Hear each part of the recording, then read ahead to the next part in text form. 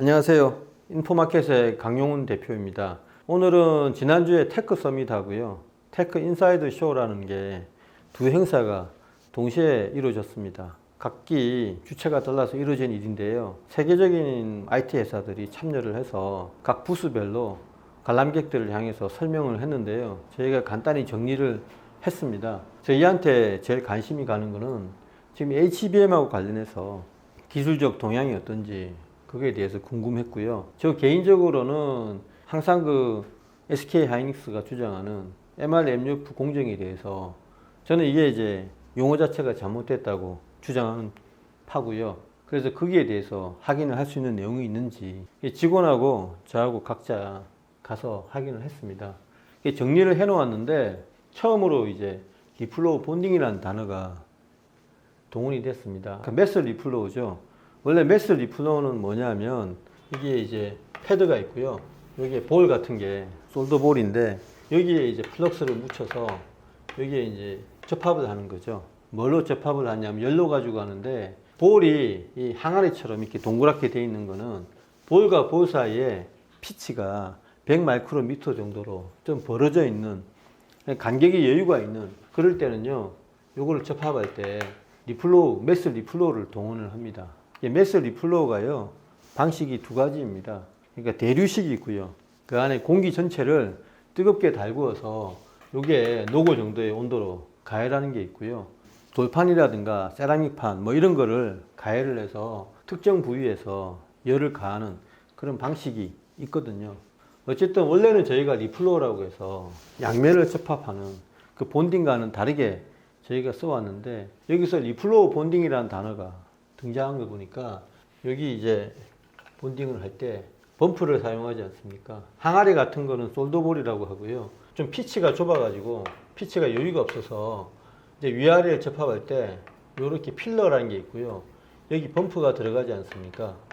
그래서 이걸 이제 피치라고 하는 건데 간격과 간격을 접합을 할 때 본딩이라는 단어를 쓰는데 여기서 이것도 리플로우 본딩이라는 단어를 쓰기로 했나 봅니다. 그러니까 매스 리플로우 가지고 이 본딩할 때 사용한다 이런 뜻인 것 같아요. 두 번째, 그렇다면 몰딩과 리플로우를 동시에 진행한다고 이규재라는 이제 SK 하이닉스 부사장이 이야기를 했거든요. 요때 리플로우는 본딩 이야기하는 것 같아요. 그러면 몰딩과 본딩을 동시에 진행한다고 했으니까 이거야말로 지금 SK 하이닉스가 그동안 주장해 왔던 MUF가 아닌 NCP라는 거죠. 요거를 확인시켜주는 발언이었습니다. 제가 이제 항상 말씀드리지만 접합을 할 때요. 본딩을 할 때 요거 이제 본딩을 하고 나서 예전에는 CUF를 썼거든요. 본딩이 다 이루어진 다음에 캐필러리를 이용해서 이 안에 액을 주입을 합니다. 이 초록색을 액이라고 생각하시면 되겠습니다. 이 액의 목적은 굳히고요. 또 열 전도율도 좋게 하고 구조적으로 안정성을 갖게 하는 여러 가지 다목적 기능이 있습니다. 요거를 이제 캐필러리 언더필이라서 CUF라고 하고요. 요 단계에서 한 단계 더 발달한 게 몰디드 언더필. 요 위에 몰딩까지. 몰딩은 위로 덮어 씌우는 걸 몰딩이라고 하거든요. 요까지 다 하고 요 안에까지 다 채우는 거를 MUF라고 합니다. 그래서 CUF하고 MUF를 지금은 왜 안 쓰냐? 이게요. 본딩을 하기 전에 여기에 플럭스라는 물질을 바르거든요. 근데 플럭스 물질을 바르고 제거를 하지 않으면 이 언더필의 항물질하고 이게 안 좋은 결과를 가져옵니다. 그래서 박리라는 게 떨어진다는 이야기잖아요. 그래서 반드시 처음에 사용했던 이 플럭스를 제거를 합니다. 제거를 한 다음에 언더필을 집어넣어서 언더필의 본연의 기능을 하게 하는 거거든요. 제거를 하는 거를 디플럭스라고 그러는데 이게 어렵습니다. 어느 때 어렵냐면 간격이 넓어서 100 마이크로미터는 문제가 없는데 40 마이크로미터 HBM처럼 이렇게 피치 간격이 좁아진 경우에는 기둥이 굉장히 조밀하게 서 있는 경우니까 그때는 디플럭스가 상당히 어려운 공정이 됩니다. 그래서 CUF하고 MUF를 미세 공정, HBM 같은 거는 안 쓰거든요. 대신 도입된 게 NCF예요. NCF는 지금 삼성에서 쓰고 있는 건데 Non-Conductive 필름이라고 합니다. 필름이죠, 이게. 그래서 이거는 이제 뭐냐, 액을 넣지 말고 여기에 이제 아예 필름 형태를 이 접합 부위 사이에 이거 넣어가지고 요거를 이제 TC 본딩을 통해서 하면 이게 녹기 때문에 요게 이제 NCF는 어떤 기능을 하냐면 플럭스 플러스 언더필의 이 결합 물질이거든요. 그래서 접합을 할 때 돕기도 하고 돕고 난 다음에는 이게 굳어가지고 바로 언더필로 기능을 합니다. 그러니까 열 배출을 도와주고요. 구조적 안정성을 도와주는 기능과 함께 본딩을 도와주는 플럭스 기능을 같이 한다고요. 획기적이죠. 그래서 CUF하고 MUF 다음에 NCF를 썼는데 삼성은 아직 2단계에 머물러 있고 분명히 SK 하이닉스가 쓰는 이 뭐 나믹스에서 도입했다는 물질이 MUF가 아니고 저는 NCP라고 주장을 해왔는데 NCP는 NCF하고 기능은 비슷해요. 본딩할 때 바로 이제 본딩하기 전에 발라가지고 바로 본딩하고 끝. 이렇게처럼 NCF하고 기능이 굉장히 비슷한데 차이가 있다면 NCF가 가진 단점. NCF는요 필름이니까 좀 고체형이잖아요. 그러니까 본딩을 할 때 요거 누르면 필러와 필러 사이에 끼어 있기 때문에 좀 강하게 압력을 가해야 이 필름을 간통을 한다는 겁니다.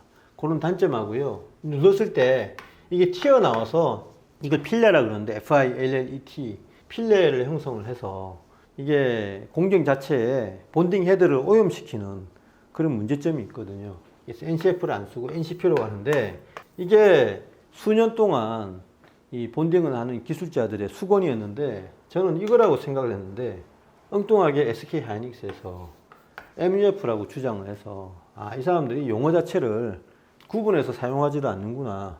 엄밀한 용어 개발이 아니고 그냥 막 쉽게 하다 보니까 MUF라는 단어를 쓰지 않았나. 이게 이제 제 추측이고요.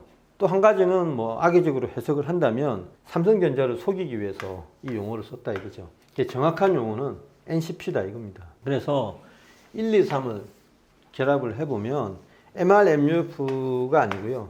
MRNCP도 아니고요. 제가 봤을 때는 MR Assisted TC Bonding with NCP라 이겁니다. 한마디로 MR이 보조하는 NCP를 사용한 TC 본딩이라고요.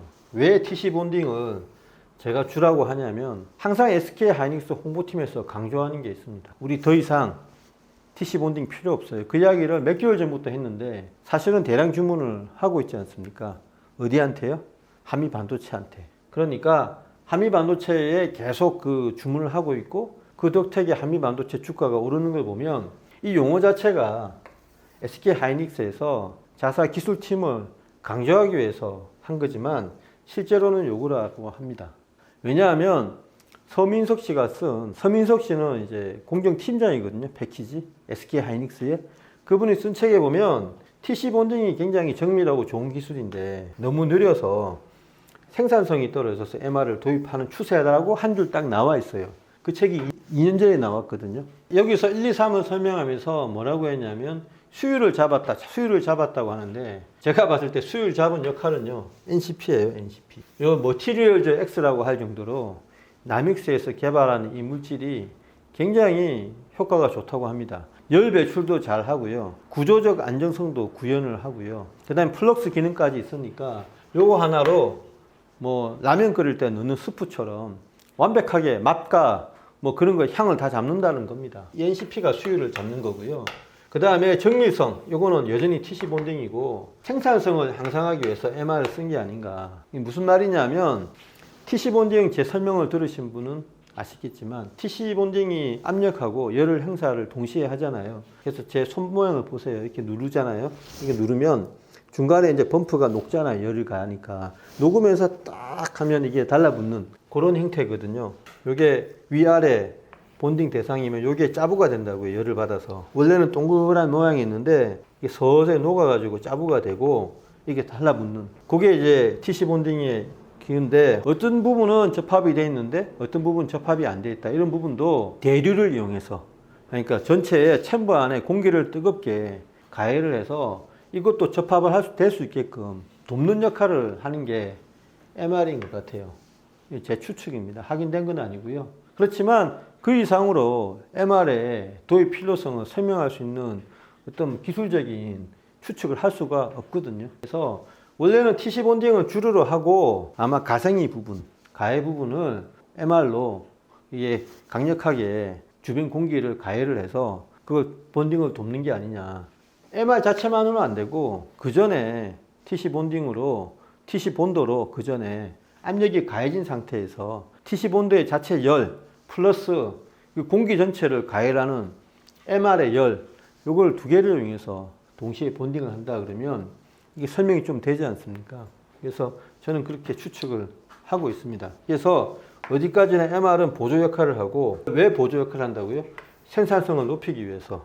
느린 TC 본딩은 좀 대체를 하는 게 아니고요. TC 본딩은 TC 본딩대로 사용하고 아주 일부 부분에서 TC 본딩이 필요 없는, 그러니까 뭐 9단, 12단을 쌓으니까 그거를 뭐 3단, 3단, 3단 쌓는다는 이야기도 있는데 그 사이사이에 MR을 일부 사용하는 그 정도로 저희가 이해를 해야 됩니다. 그래야 대량으로 한미 반도체 TC 본도를 따로 주문함과 동시에 MRMUF를 죽도록 강조하는 게 이게 설명이 되거든요. 네 번째 이제 이번에 테크 서밋 이야기는 HBM4는 16단이라고 SK 하이닉스에서 이야기를 했습니다. 이게 16단이나 되는데 이게 단수가 많기 때문에 그 안에 단수를 많이 쌓으면 단이 높아지잖아요, 높이가. 거기를 좀 더 낮추기 위해서 단과 단 사이의 간격을 줄이기 위해서 하이브리드 본딩이 원래는 도입돼야 되는 게 맞는데 지금 검토 중이라고 하는데 약간 분위기가 유보적이라고 합니다. 그래서 이거는 SK 하이닉스 뿐만 아니고요. ASMPT 그날 같이 했었는데 거기도 지금 분위기가 유보적이라고 하거든요. 그래서 분위기는 유보적이다 이겁니다. 그래서 이렇게 돼버리면 TC 본딩이 독탕이란 말은 저희 뭐 그 카드 용어인데 TC 본딩이 독점을 할 수 있는 그런 현상이 되겠어요. 다섯 번째, ASMPT 부스에서는요, 자사 TC 본더의 모델명을 파이어버드라고 하거든요, 부스에. 근데 이게 세부 명칭이 없어요. 뭐 그리핀, 드래곤 이런 식으로 HBM3에 대응하는 게 드래곤이고요. HBM3E에 대응하는 게 그리핀인데 이게 지금 HBM3E는 SK 하이닉스에서 내년 상반기 초에 나온다고 하거든요. 저희 영상을 보시면 언제 나오는지 적시가 되어 있습니다. 그래서 ASMPT는 여전히 일전 부사를 하겠다. 굉장히 자신감을 내비치는데 의외로 TC본드의 모델명을 세분화해 놓지 않아서 실제적으로 한미 반도체가 ASMPT보다는 반발 앞서 있다는 게 이 모델명에서도 확인이 되지 않나 이런 생각을 하고 있습니다.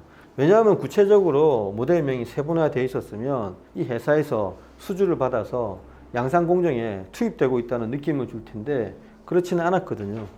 그래서 한 번 더 강조를 드리면 MR Assisted TC Bonding with NCP다. 제가 한 다음에 MATWN 이런 식으로 줄여야 되지 않나. MRMUF는 자꾸 언론에서 확인하지 않고서는 이게 결과적으로는 책임은 기자들한테는 없긴 한데요.